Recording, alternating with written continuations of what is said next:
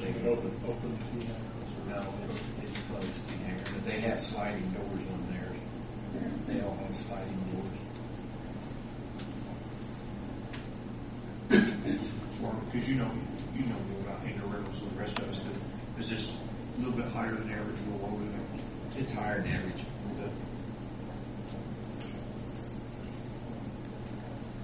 And I think we were before, we were just a little higher. Yeah. This is In other words, the basic rental, we just raised it. If you look at it, we raised it $1. You look at that white hanger, it had 1, 2, 3, 4, 5 hangers at $134. And now we have 1, 2, 3, 4, 5, 6 hangers at 134. We have 6 hangers at 135. Well, I guess it sounds to me like what you're saying is that our hangers are actually better hangers. I mean, That would be one way of putting it. Yeah. Well, I mean, we have doors that are either crank doors or electric doors. Yeah. All the airports have got some of them,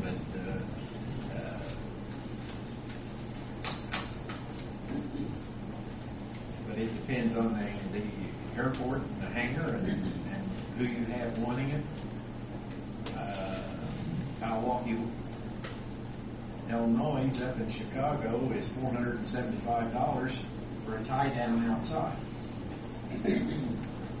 Well, I understand, but I'm not talking about an our immediate area. I know, but see, are we in the ballpark on this? I mean, I don't want to. I mean, if we're maybe I a don't little overprice over. I don't want to make it more attractive for. We're not cheaper than anybody else. Well, we may be cheaper than some of them, but we're probably above the average.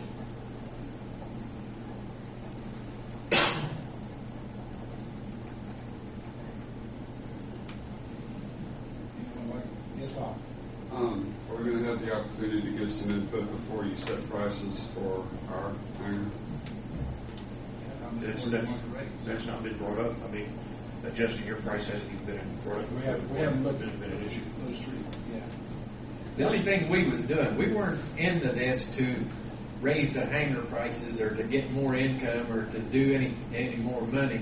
We was there. There was no rhyme or reason on a lot of the hanger prices. So now, what we did is we had a reason for everything that's on there. If somebody said, there was one case where a guy was paying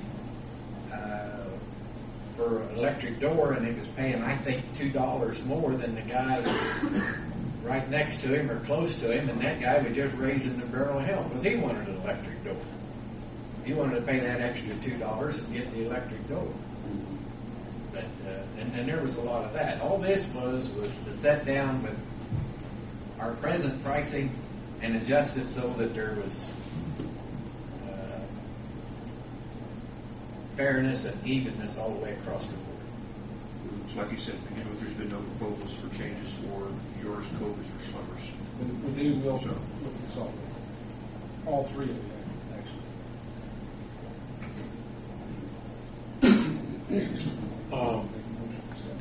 More discussion.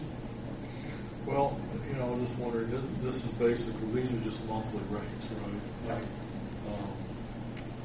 Should we consider anything, like a discount for payment of a full year's rent in advance, or rather than having to wait, as it comes in monthly? You might do that. Something else that I did add on here that we hadn't been doing in the past is, if you notice at the bottom, multiple billings will have a $5 fee added to each billing. One billing made to a hanger, and if you make 2 billings for the hanger, it'll cost $10 extra. $5 per billing. So someone's got 2 hangers. Some people with one hanger, if we send out 2 bills. Why would we send them to those? Because 2 people are either co-owners of the airplane or something like that, so you send a bill to each one of them, rather than one person paying the bill and being responsible for it. Okay. We'll still do it, but they have people down here that has to. So maybe a better term would be, instead of multiple billings, just split billings then would be. Yeah, split billings is just, it's a lot more work to get it done. Sure. And to collect the money. Seems reasonable to me.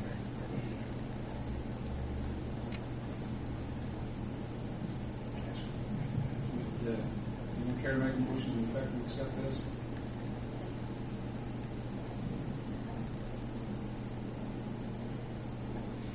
We're looking at it taking place January 1st, so we'll have to notify everyone that's on there that these prices are going into effect. So I guess I was trying to understand, you said you were really only raising, like a white metal here, you were talking about $1, basically. Well, there's the old prices and there's the new prices.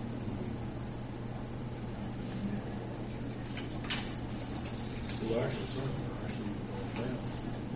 Yes. Here's the T hanger, the tan hanger, and the green hanger.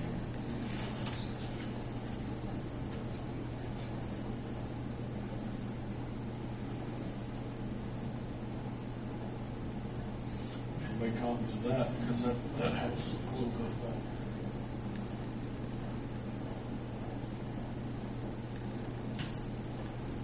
I don't know. Looks pretty reasonable to me.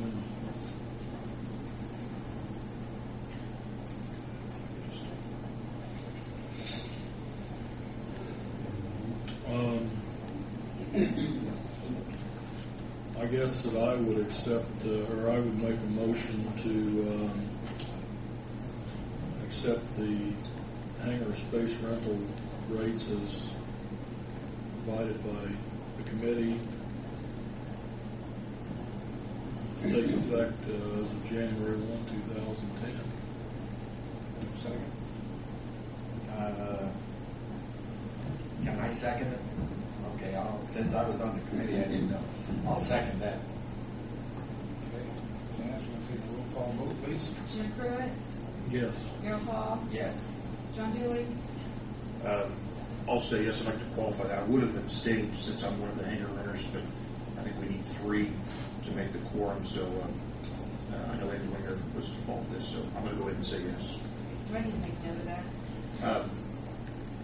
Sure, go ahead and make note that I would have liked to abstain, but I want to be able to go ahead and pass the plan. Bill The Ernst, 3 in favor, I will abstain. Me and Hank will attend.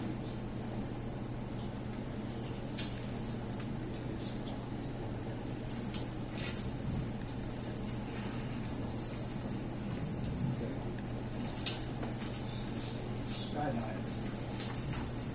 I talked to the mayor before the meeting started to try to get some kind of resolution on this, and although I was able to make some points of them, I don't think he's convinced on yet that what happened a couple of weeks ago,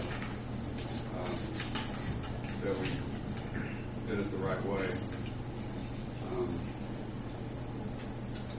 I think his contention is that he's not convinced that a parachute can actually disappear and not be spotted so that you can walk to it. But it's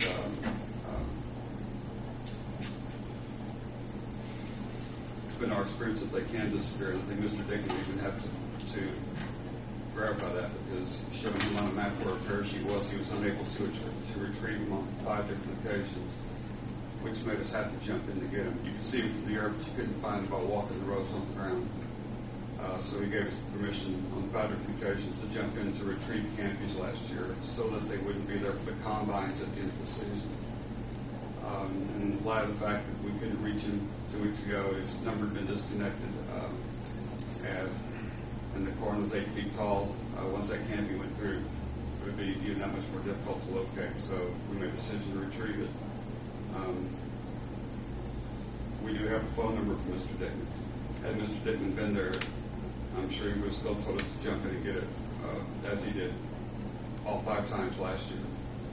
But since his number had been disconnected, it made it more difficult, and I wasn't in town, so I couldn't just drive over and ask him. Somebody else was there that weekend, so that's basically what I wanted to talk about. Like I said, I don't know if we got an answer to the problem. They don't want people on their property, but they also don't want their combine destroyed.